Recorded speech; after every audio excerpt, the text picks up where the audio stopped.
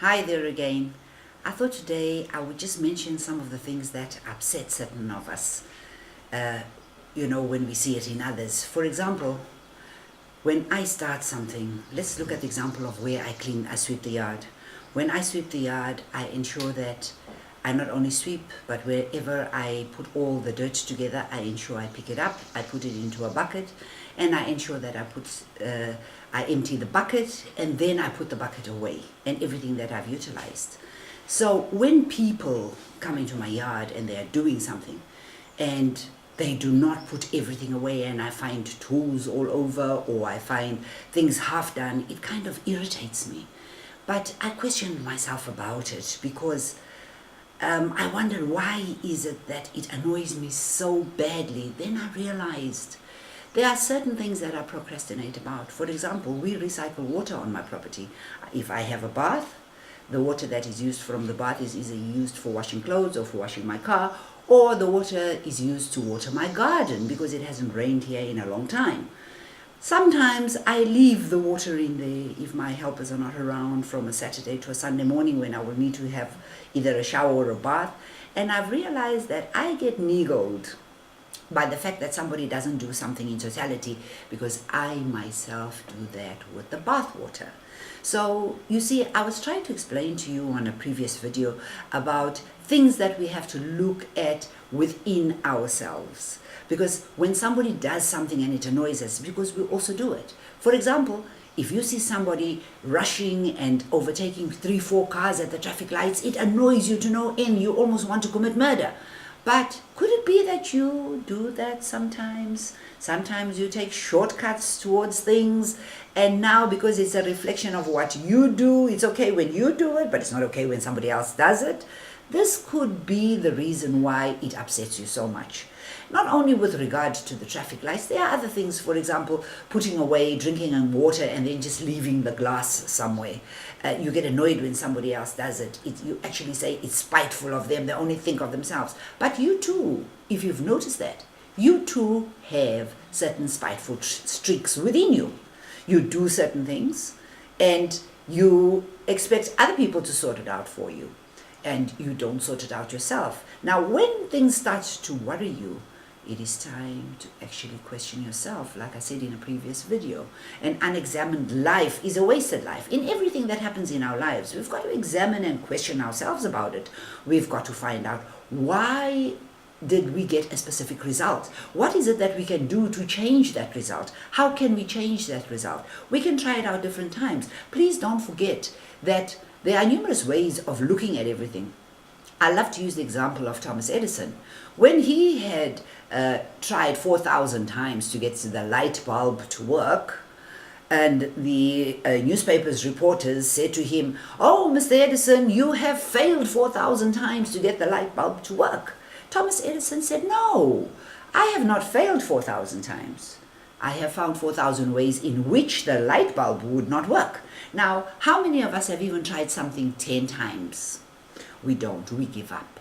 And in giving up, we lose our dreams, we lose our enthusiasm for life, we lose our zest for the things that should really keep us inspired. We have to remain inspired in our dreams because each of us has a unique and special gift. You can't be listening to other people. When other people tell you something won't work, they're talking about themselves. And in fact, I believe those that say it can't be done must get out of the way of those that can do it. You know, these are all the things you must look at. You must observe so many things in your life that you can change. You can change your thoughts to change your life, which is my blog, or you can change the way you look at things. You know, when you look at something, it totally changes if you look at it unbiased and with a mind that is receptive. For example, let's look at the tree. The tree is not just the tree. The tree can teach you and I a lot of things. The tree ensures that it has solid roots, which is the foundation of what it's going to be. You too have to have solid roots in your belief system. Your belief system must be such that everything is possible, that there's unlimited potential in you, that what God has done for others, He will do for you. The roots, your foundation must be solid. Then we look at the trunk of the tree.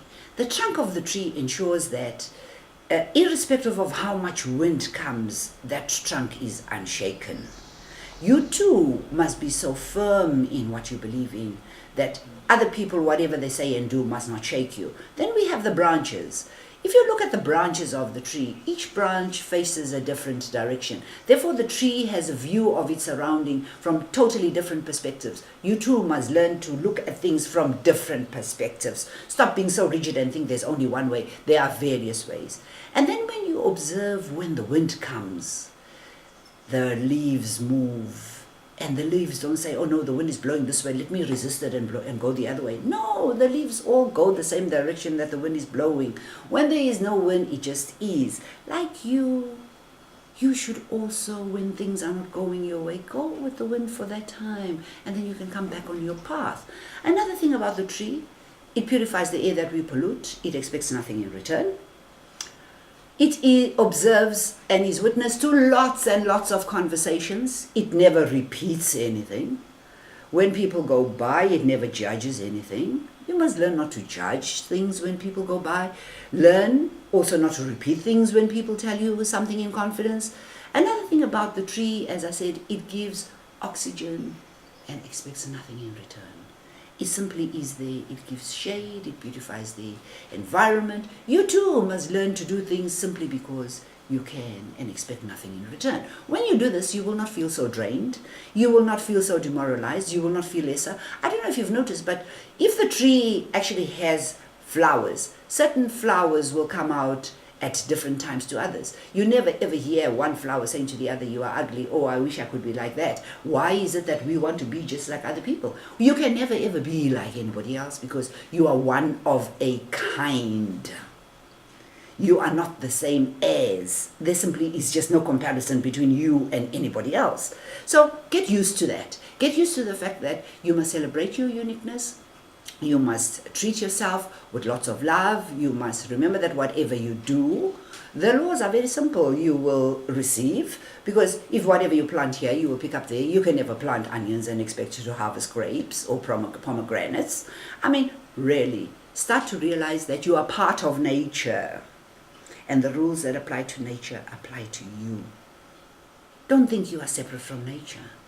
And likewise, everything in nature has exactly the same rights as you. There are no special rights given to you because you are human, and lesser rights given to the lion or to the elephant or to the hippo. No, we all have exactly the same rights. We all serve a purpose on this earth. And all those things in nature help to balance out nature. You destroy one, it destroys everything else. Likewise, if you lose your self-confidence, if you lose your belief in self, you destroy everything in your life. You have no life. You simply become a puppet in somebody else's stage. Learn to recognize your own worth. Learn to appreciate everything that you have. And from this day onwards, do realize there are numerous ways to look at everything. And stop giving up on your dreams. Your dreams are unique to yourself. You can succeed if you have consistency. If you realize that the dross that you are picking up outside is not yours, detach yourself from it. And do take time to read an article I wrote called Emptying the Mind, because that will make you more receptive to things that are coming your way. Please remember, there is no competition in the spiritual plane. What God has done for others, He will do for you. Because the God within you is greater than anything out there. But if you cannot appreciate and feel the force and the power of the God within you, how do you expect other people to recognize that force and power? I thank you for watching this video. I look forward to being in your presence once again. I really do appreciate you listening and watching my videos. Namaste. The light in me acknowledges the light in you. Thank you.